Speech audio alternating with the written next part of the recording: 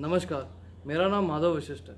अगर मैं आपसे पूछूं कि एक देश के आम नागरिकों को अपना जीवन जीने के लिए किन किन फैसिलिटीज़ या किन किन बेसिक नीड्स की ज़रूरत होती है, तो अक्सर आंसर कुछ ऐसे आते हैं कि अच्छी मेडिकल फैसिलिटीज़ होनी चाहिए, अच्छे हॉस्पिटल्स होने चाहिए, अच्छा एजुकेशन सिस्टम होना चाहिए, अच्छे स्कूल्स होने चाहिए, अच्छे टीचर्स होने चाहिए, कनेक्टिविटी के लिए अच्छी रोड्स होनी चाहिए, सोसाइटी क्लीन होनी चाहिए, एक अच्छा घर होना चाहिए, पीने के लिए साफ़ पानी होना चाहिए, 24 घंटे बिजली होनी चाहिए, एंटरटेनमेंट पर्पज़ के लिए सिनेमा हॉल्स होने चाहिए और या फिर छोटे बड़े मार्केट्स होने चाहिए, बच्चों के खेलने के लिए गार्डन या पार्क की सुविधा होनी चाहिए। पर अगर मैं आपसे ऑनेस्टली पूछूं तो क्या इंडिया के हर एक आम आदमी को ये सारी की सारी फैसिलिटीज़ अवेलेबल हो पा रही हैं? तो ऑब्वियस सी बात है, जवाब ना होगा। तो अगर ये इसका जवाब ना है तो ऑब्वियस सी बात है, किसी न किसी को तो उसका ज़िम्मा उठाना पड़ेगा, किसी न किसी को तो प्रॉब्लम को सॉल्व करना पड़ेगा। तो एक आम आदमी को सारी फैसिलिटीज़ मुहैया कराना किसकी जिम्मेदारी? ऑब्वियसली गवर्नमेंट की जिम्मेदारी है। पर गवर्नमेंट को भी अगर सड़कें बनानी है या फिर अच्छा मॉल बनाना है या फिर कोई भी फैसिलिटीज़ अवेलेबल करवानी है तो उसके लिए भी गवर्नमेंट को फंड्स चाहिए। पर फंड रेज करना इतना आसान नहीं होता है। आप सोचेंगे ऐसा तो पॉसिबल नहीं है, क्योंकि फंड रेज करना क्या है?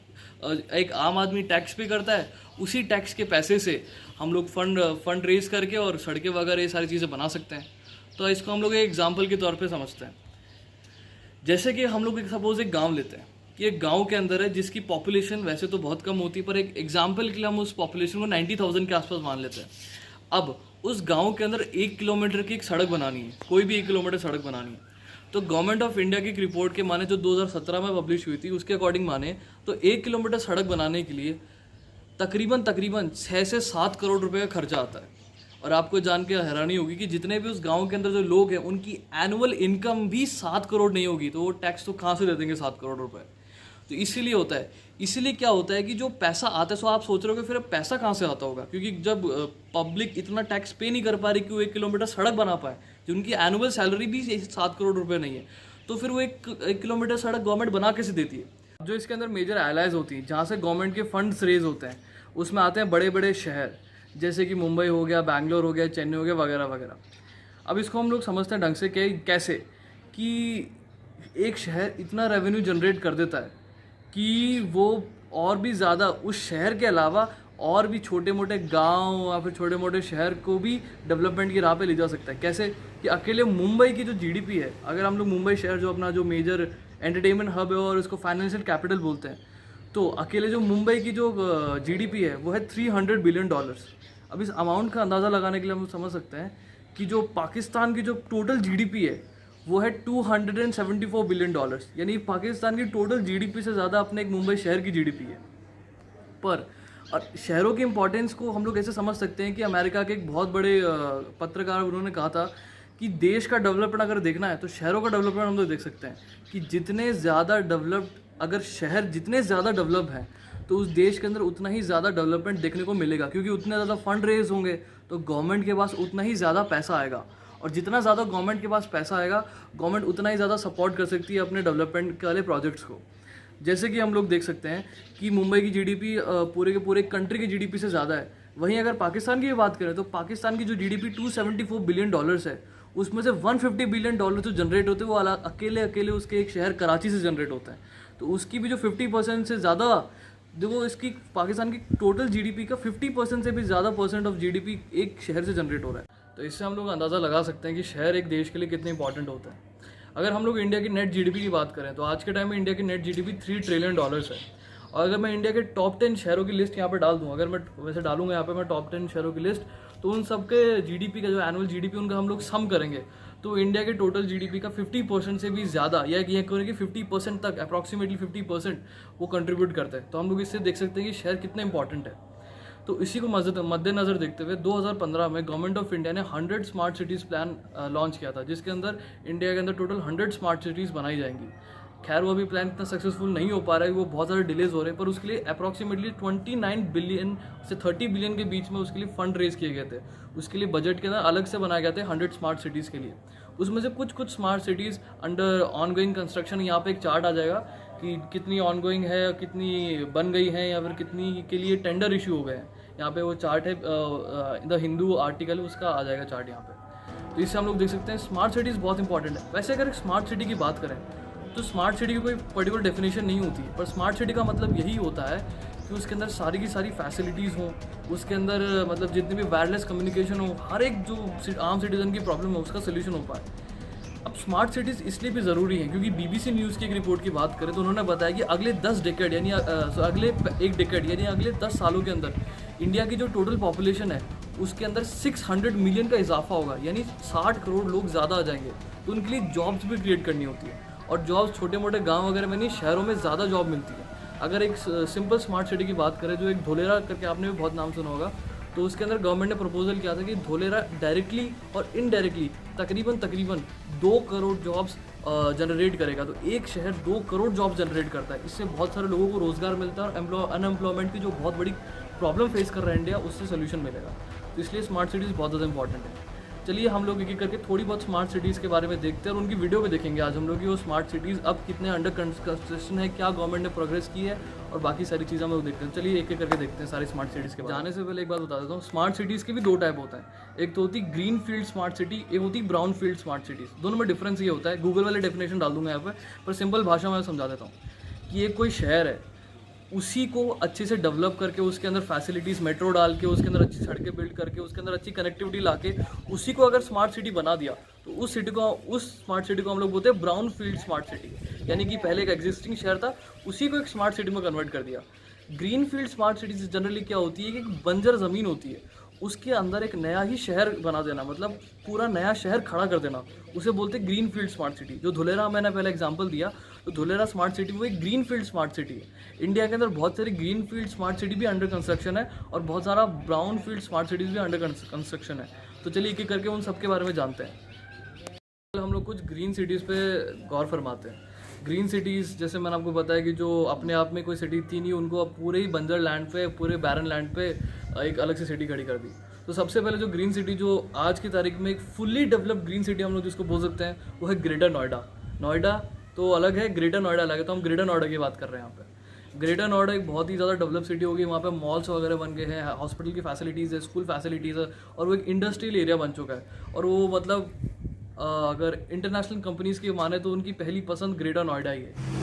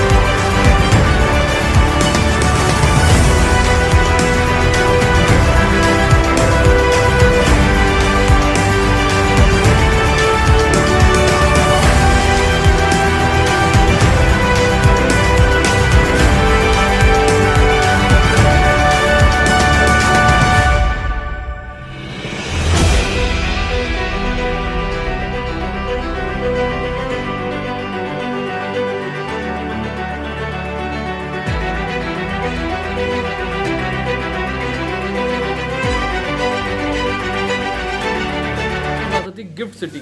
ये गुजरात के अंदर बनी, Gujarat infrastructure financial tech city ऐसे कुछ इसका नाम है, मेरे को एग्जैक्टली नहीं पता, मैं लिख दूंगा। सेकंड नंबर अपने पास गिफ्ट सिटी है। ये अहमदाबाद और गांधीनगर जो गुजरात की कैपिटल है उसके बीच में बनी है और ये बहुत ही स्मॉल सिटी बनी है। इसकी 3 फेज़ हैं जिसको कंप्लीट होने के लिए भी लगेंगे, जिसका पहला फेज़ कंप्लीट हो चुका है। तो चलिए इसके ऊपर लुक लेते हैं बढ़िया से।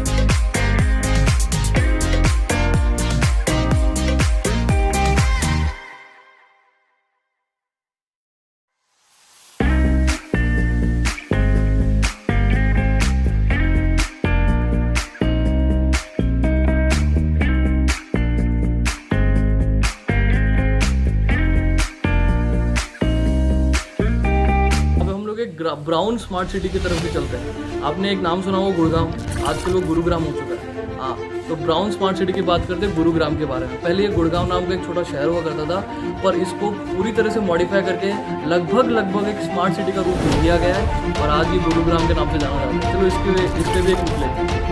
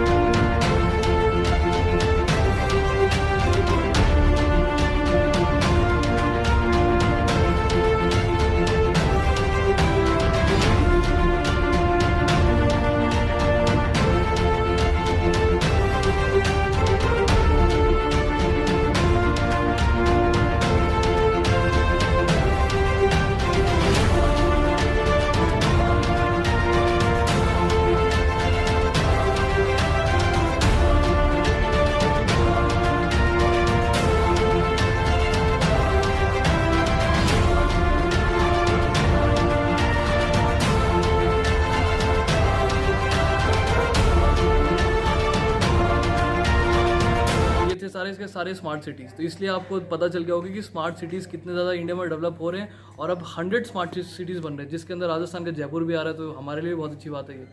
तो ये सारी बात है, पर इंपॉर्टेंट ये है कि स्मार्ट सिटीज़ को हमें सपोर्ट करना है। बहुत ज़्यादा प्रॉब्लम्स ये आ रही हैं कि जो एनवायरनमेंट वाले जो लोग हैं वो इनको अप्रूवल नहीं दे रहे कि इन्वायरमेंट को नुकसान पहुंचेगा। बिल्कुल इन्वायरमेंट को नुकसान पहुंचेगा, पर हम लोग इससे ये कर सकते हैं ना कि हम लोग एफॉरेस्टेशन कर सकते हैं। एक तो होता है डीफॉरेस्टेशन, यानी कि पेड़ काट दो और वहाँ पे इंडस्ट्रियल बना दो। एक होता है एफॉरेस्टेशन, उसका हम लोग हेल्प ले सकते हैं। जैसे कि जहाँ पे बिल्डिंग है वहाँ पे तो पेड़ काट दो जहाँ पे बिल्डिंग बनानी है, और बिल्डिंग है आजू बाजू जहाँ पे पेड़ नहीं थे वहाँ पेड़ नहीं लगा दो। तो उससे क्या होता है कि एनवायरमेंट बैलेंस हो जाता है। तो हम लोग उसको कर सकते हैं, क्योंकि जीडीपी के लिए बहुत इंपॉर्टेंट है।